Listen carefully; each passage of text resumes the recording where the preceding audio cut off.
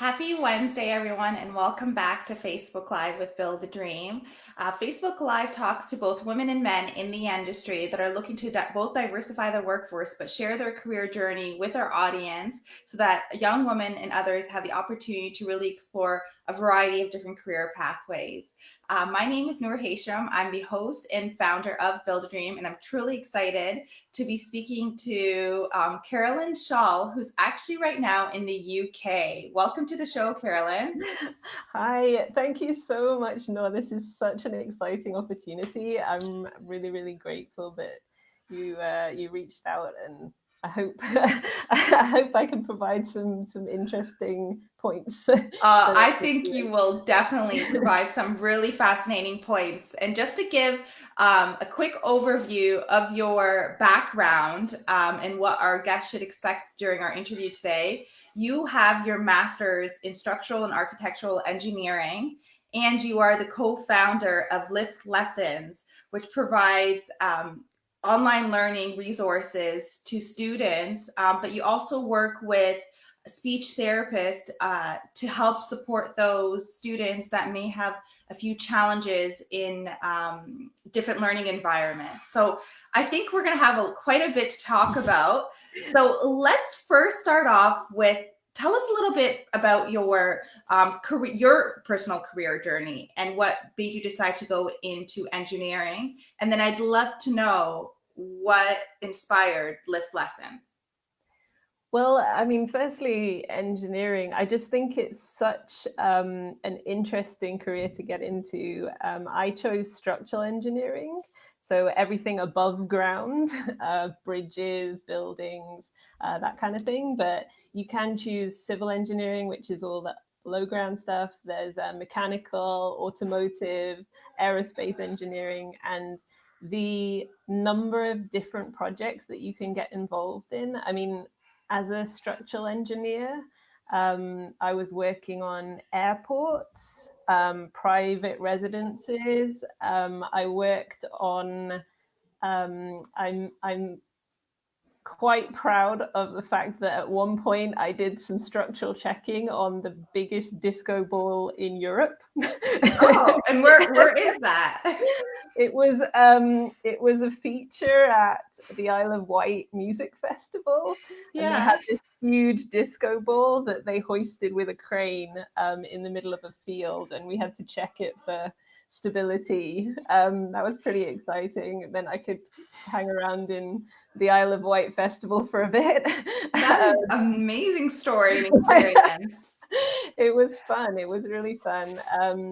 I did a little bit of work on like a very, very, very minor role on the London Olympics in I think it was 2008.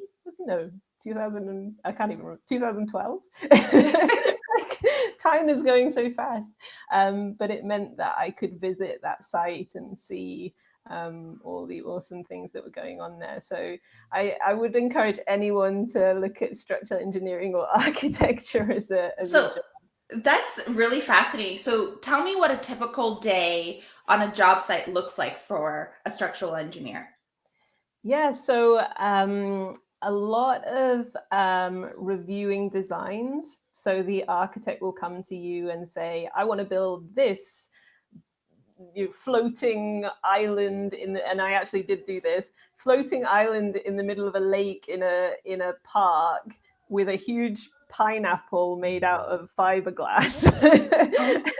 And how do I make it happen? So you have to kind of work out the vision behind it and make sure you stay true to the design, and you give the client what they want, but also check that it's going to be safe, that it stands up, that it does all the things that it needs to do. So that's kind of one part. And then another big part of your day might be visiting site. So you get your boots on, you get your hard hat on, and you go kind of tramping around building sites. Quite often I was the only woman on the building site, and I wouldn't let anyone let that stop them being a structural engineer. I was always treated with like the utmost courtesy, and Found it a really, really nice experience. So if you like kind of getting out of the office, it's a good job. So what are some typical skills that you're applying on a day-to-day basis? Yeah, so a lot of kind of networking. You're dealing with different trades. So you might be dealing with the mechanical engineering side one day and scheming the design for that. And you might be dealing with the client. You might be dealing with the architect as well, like I said.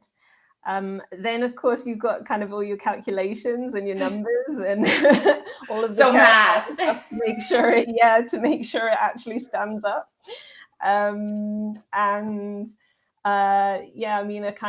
you have to write reports, drawing. I was really fortunate to work with a lovely company which really encouraged creativity with the designs. So you're doing your kind of, I even did a lot of drawing by hand. There's really sophisticated programs out there. So I was working with a draftsman who would draw up my kind of shaky schematics. So really, really diverse, and you have to deal with the money side as well, obviously. So all the financing and budgeting. The budgeting of the actual project. Yeah. So you talked about oftentimes being the only woman on the job site. How was the journey in school, like post-secondary? Like, what made you decide that you wanted to become a structural engineer? What inspired you to go down that path? Oh, that's tough. I think I've never really been someone who knew what they wanted to do. You're like 90% of everyone, including myself. I still don't know what I want to do when I grow up. I know. I realize at the moment, and it's something I'm really conscious of, in the COVID situation, we're seeing kind of increased pressure on the economy and increased pressure on young people to make career decisions and to think about how they're going to, sustain themselves during a period like this. I think that was a big thing in my mind. I wanted the job where I always knew I wasn't going to be out of work, which isn't the most romantic reason to get into something, but actually it worked out really well. And what happened was that I just realized, I was able to practice all these skills. So I studied kind of physics, maths, and art at school, and geography as well. So I was really broad, like many people are. Didn't really know what to do, and thought, well, at least I won't be out of a job this way. But it actually ended up being a really good move. Were you encouraged to go down that path? Did you have a role model? Was it a presentation? Like, what sparked that idea that structural engineering might be the path that you want to pursue? Yeah. Well, my dad is a civil structural engineer as well. So okay. He was kind of like, come on. But, I think kind of, I always had really good teachers at school that I felt like I could talk to about career options. I think most teachers want to talk to students about careers options and support students in that way. So yeah, and actually I did architecture as well. So it was kind of even more, I didn't really know what I wanted to do. So I sort of hedged my bets with engineering and architecture. Yeah. Why didn't architecture win? Just because I came out of university in the middle of the financial crash, and there just wasn't opportunities in architecture. All of the construction, kind of all of the new construction closed down. Yeah. So it was again a practicalities decision. But because I had that really solid basis in engineering, I knew I was going to be okay.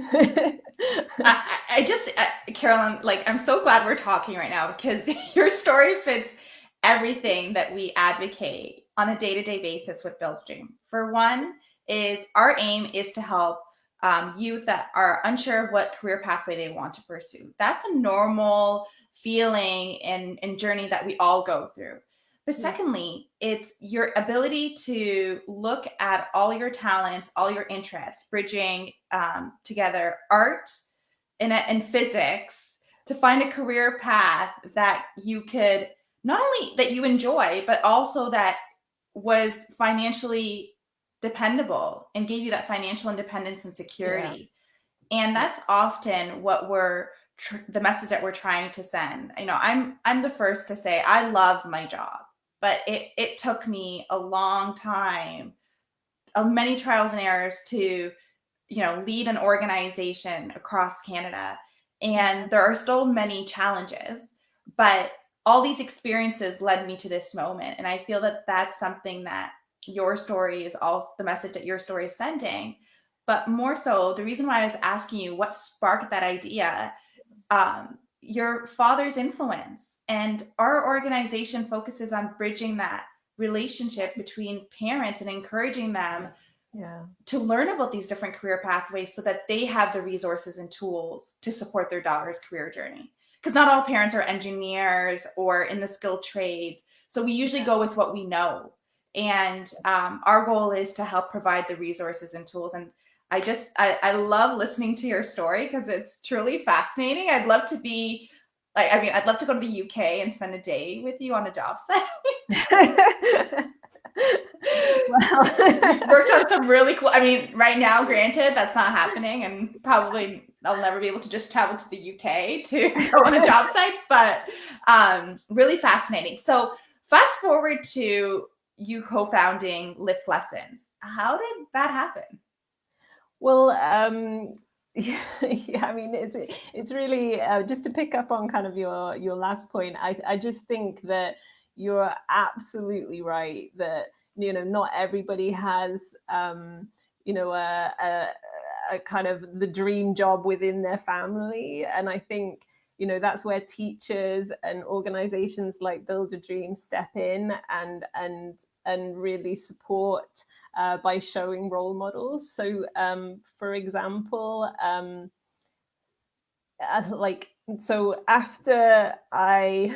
get bored quite easily. I kind of did everything I wanted to do as an engineer, and then I went I retrained as a teacher. So you go back to university and do more studying, became a teacher. So I became a physics and general science teacher. And one of the reasons for doing that was because I really kind of believed that physics is an interesting subject, and everyone goes, "Oh, physics, that's the most difficult one." But it's all relative. I mean, I found chemistry the most challenging when I was at school. But yeah, it was really kind of that aim that, you know, physics is interesting and you can do a lot with it. You know, like the careers that we spoke about before. And I thought, if I'm in a classroom telling people about, I don't know, forces or moments, and I'm, you know, I have this background as a structural engineer, maybe this will be more encouraging to people to try things like that. I think there's a huge pressure on students when it comes to subjects like physics, because I mean, I think the Institute of Physics in the UK did some research which showed that girls who did physics, who chose physics as an A level, generally had this research might be slightly out of date now because it was a few years ago I read it, but girls who study physics, generally they had higher entry-level grades.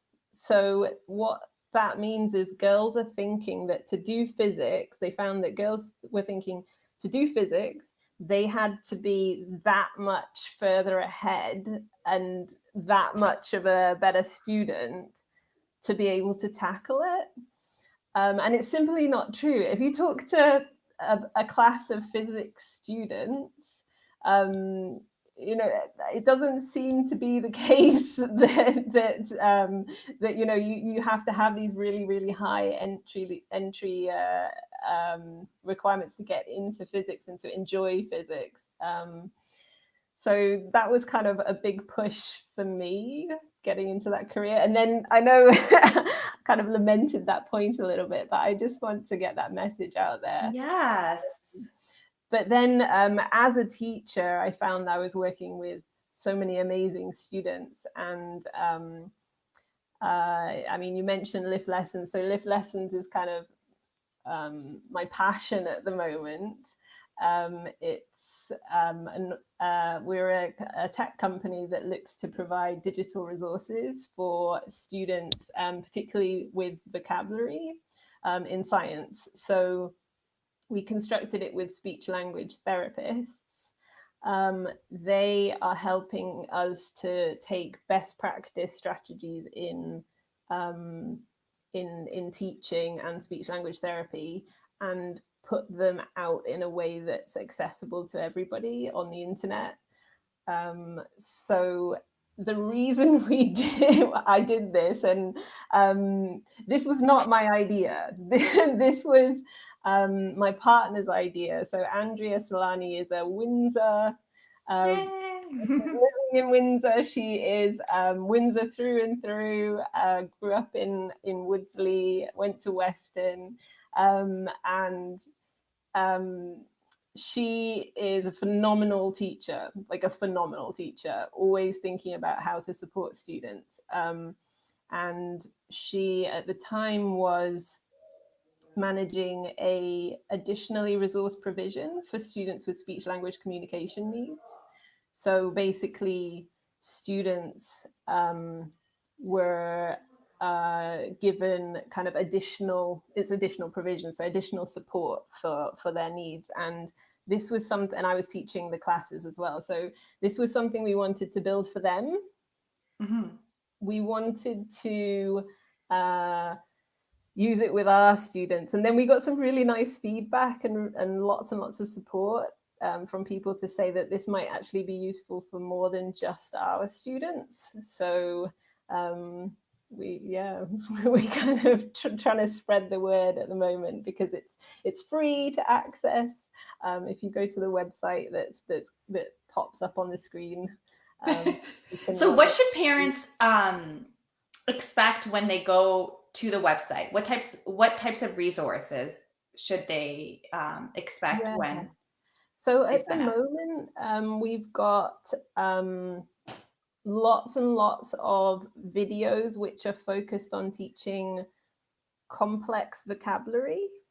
So it's the words in physics that students find really, really difficult to grasp, but need to be able to use confidently, to be able to kind of talk about in the classroom.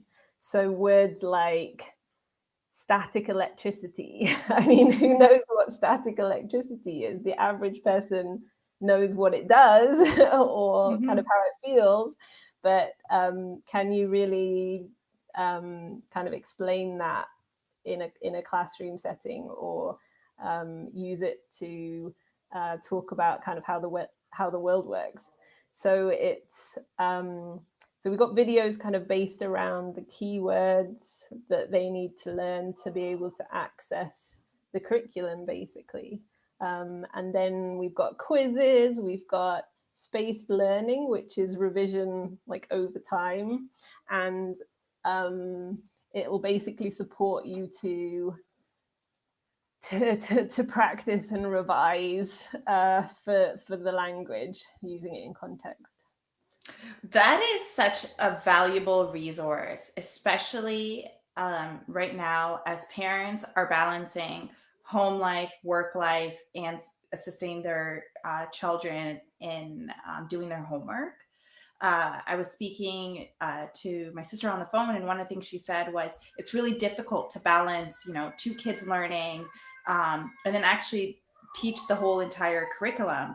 So this is such a great tool for parents who might be struggling in teaching certain concepts, in the STEM fields to access, especially it's a free resource right now. So if we can get the website on the screen, and Caroline, just so you're aware, like after this interview, what we'll do is we will share all the advice that you gave along with your website. And we have a Career Discovery Expo happening on May 27th. It's a digital conference, so it's a home edition. And we'll share your valuable resource with all of our attendees. We're expecting about 3,000 families to tune in to that. So this would be a really great way for us to further encourage parents and supporting their daughters in learning these terminology and just the language behind STEM vocabulary. But it's so interesting that you talked about the study. You're welcome. Yeah, this is what it's for. Our organization is about getting the information, the tools and the resources in the hands of parents so that they could support their daughter's career journey. This is a perfect partnership.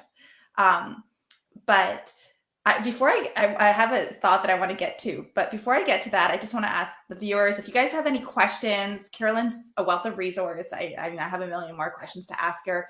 Ask a question, win a chance to win a gift card to the Build a Dream shop, or make a comment about something you might want to know more about.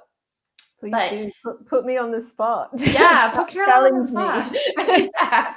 Give me a little break from asking questions. But Andrea's from Windsor, but you're getting significant support and assistance from a local organization, WeTech Alliance. Yeah.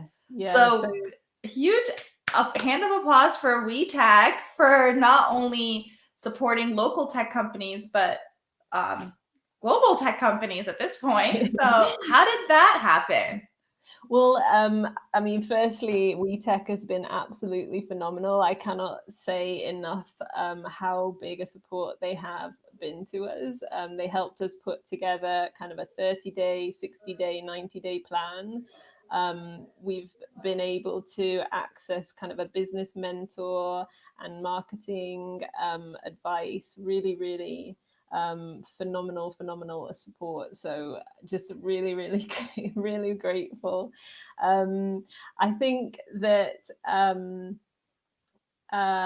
what WeTech is doing, I mean, this idea that Windsor is going to be a global tech hub, I really do think that because Leeds at the moment, where I am, in the northeast of England, so Leeds reminds me so much of Windsor.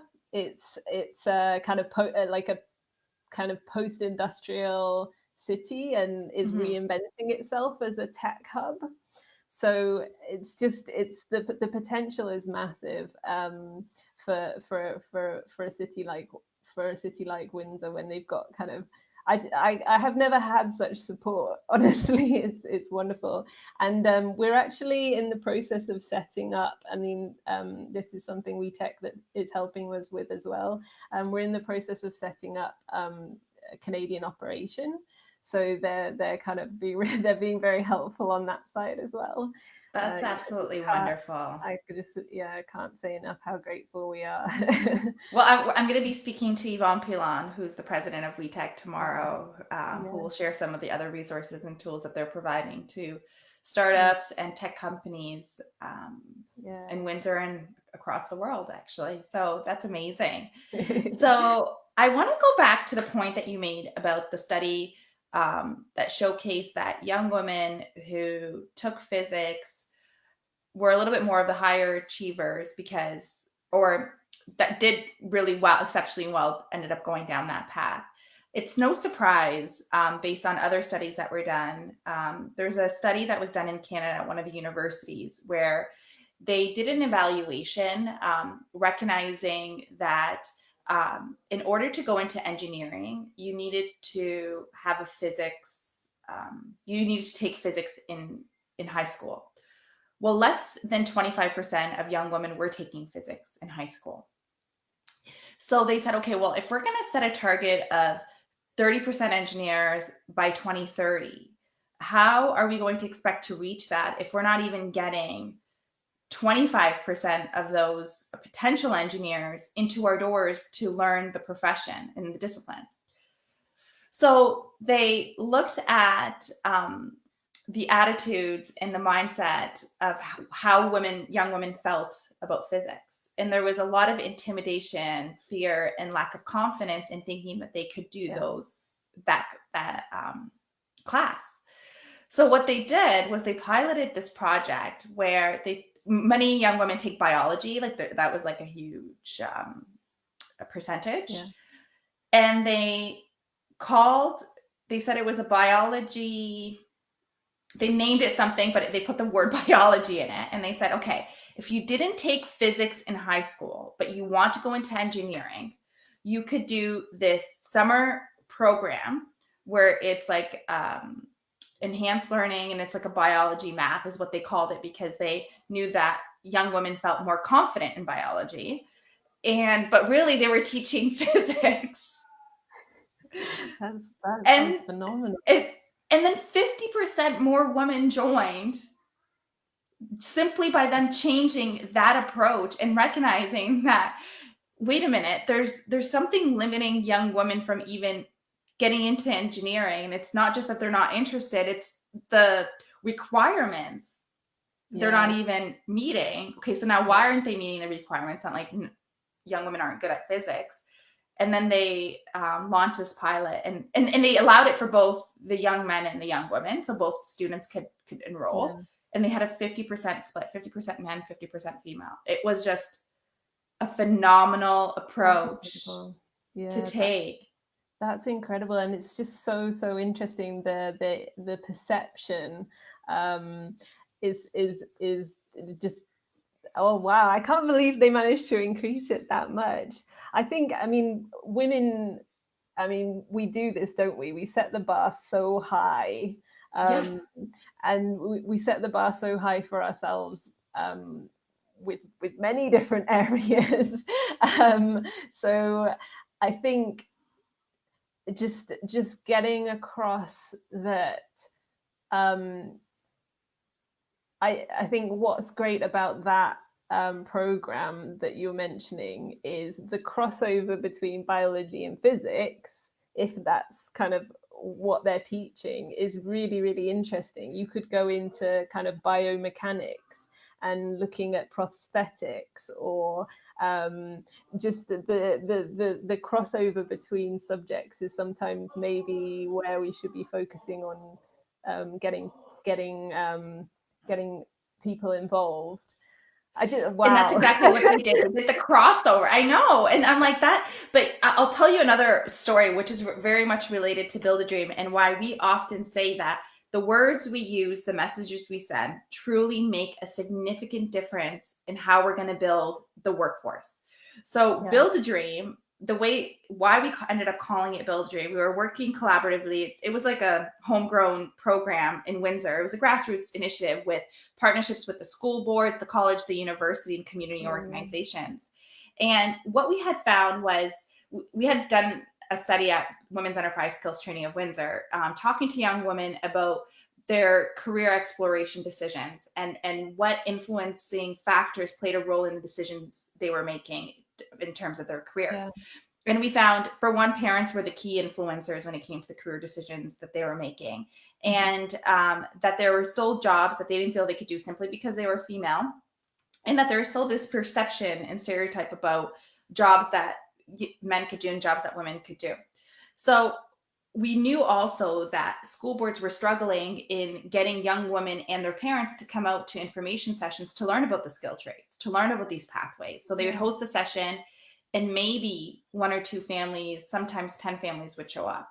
So when we launched our first event, Build a Dream event, to invite parents and their daughters to come learn about these career pathways, we said we can't put skilled trades in the name or on the poster, because that would discourage families from coming, because they already have a preconceived perception of what these career pathways, what they think they look like, or what their daughter should pursue. And so we didn't include that in any of our marketing for the first year. And we had 150 people come out to our first event. And now we reach over 1,000 family or parents and their daughters that come out to each of our events.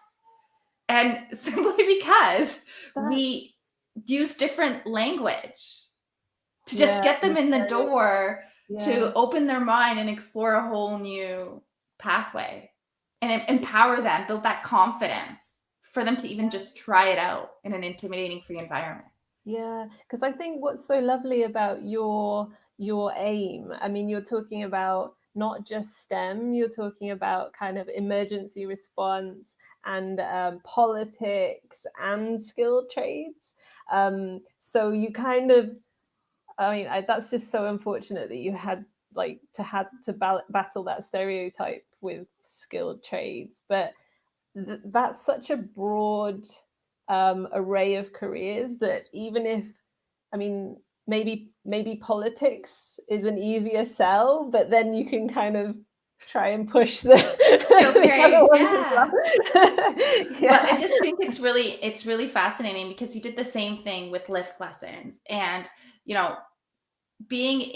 going through the engineering pathway, now being an educator and an entrepreneur. What message do you want to send out to parents about careers in science, technology, engineering, and math? And what advice do you have for them if their child or their daughter is struggling in those areas? So they could definitely go on and sign up for your resources. But what advice do you have to help empower a young woman or a youth and encourage them to, hold on to STEM a little bit longer?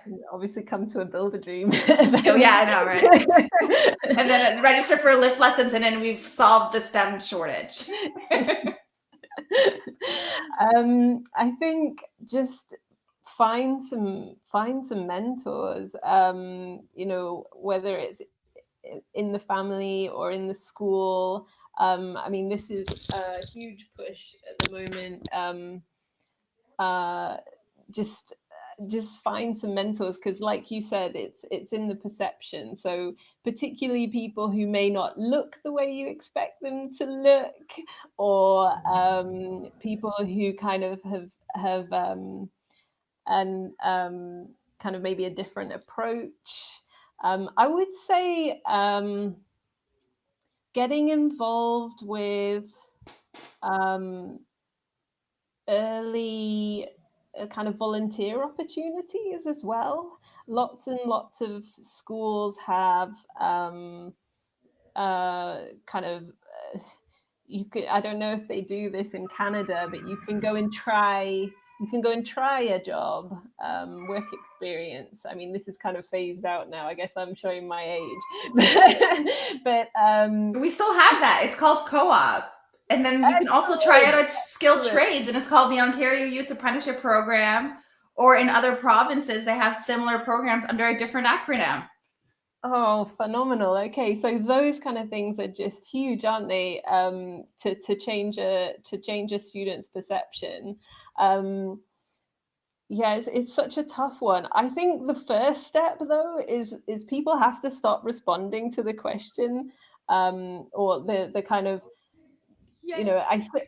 people have to stop responding with, "Oh, that's hard," or "Oh, like, why?" I get so many responses.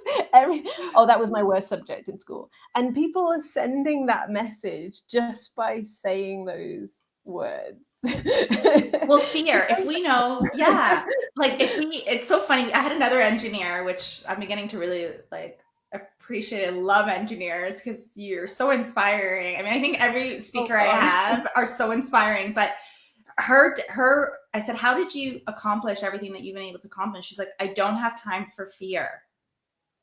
Oh, wow. And I said, that is such a powerful statement. She should be on here.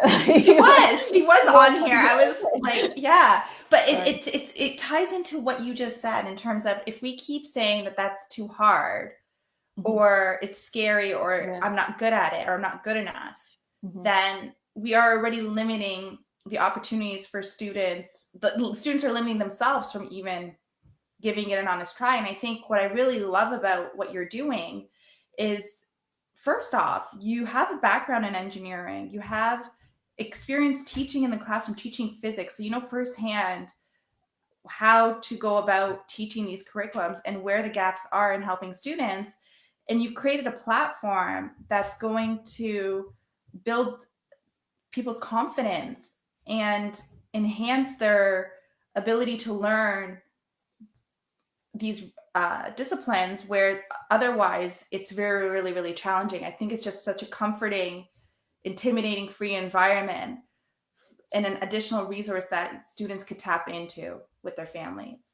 You're being like so kind, and thank you so much for the encouragement. I mean, this is a really big team. I mainly do what people tell me to do. So somebody will say, "Oh, wouldn't it be great to have this?" Somebody very, very much more experienced than me, and I'll try and figure out like how to do it. But I think, it really does start at kind of providing those really accessible opportunities for students, where they can sort of experiment with what science actually is, starting really, really young, and look at kind of the uses of science in particular. Even something like the recent kind of protests about climate change. Can we kind of harness the passion for improving the climate and improving the climate situation and to build a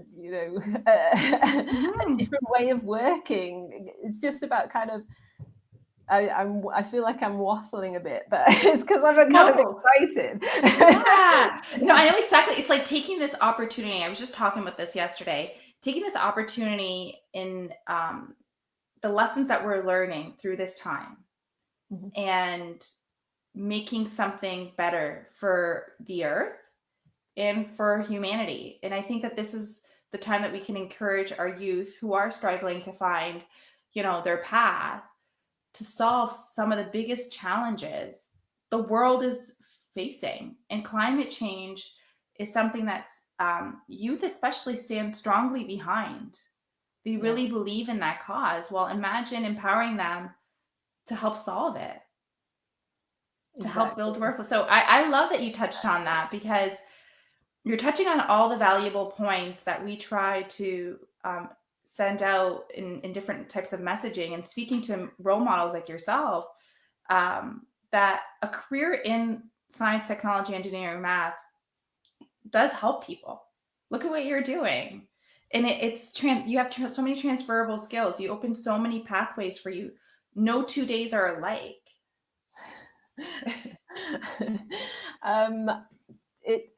I think that's definitely my aim. Whether I achieve that is another thing.